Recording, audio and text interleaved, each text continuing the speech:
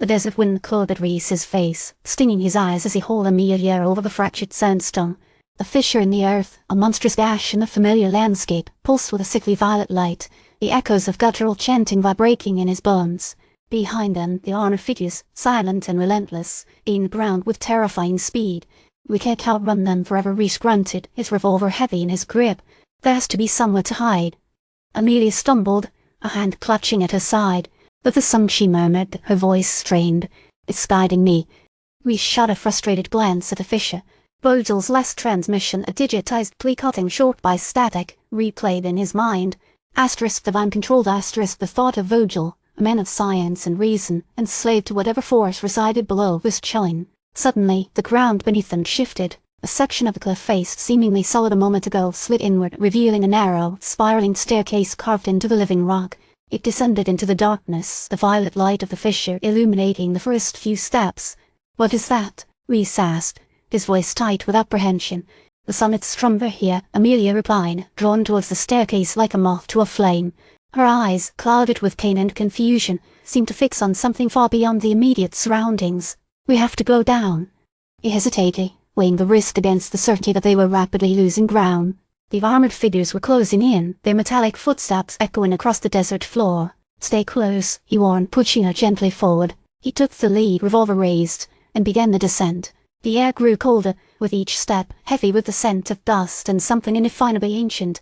The staircase twisted and turned, the walls closing in until they were practically brushing against the rough-hewn stone. The chanting grew louder, a rhythmic pulse that resonated deep within their chests. Then, abruptly, the stairs ended. They found themselves in a vast cavern, the ceiling lost in shadow. The violet light intensified here, bathing the chamber in an unsettling glow. And in the center of the cavern, bathed in the brightest light, was the Heart of Zerzura. It wasn't what Rhys had expected. He's anticipated a gem, a crystal, some tangible object. Instead, the heart was a swirling vortex of energy, a shimmering, intangible core that pulsed with the same violet light that permeated the cavern. And standing before it, his face gaunt and his eyes devoid of any warmth or light, was Vogel.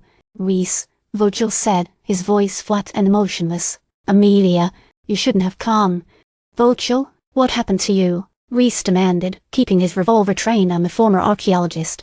"I am where I need to be," Vogel replied, his gaze fixed on Amelia. "The cycle must continue." "Cycle? What cycle?"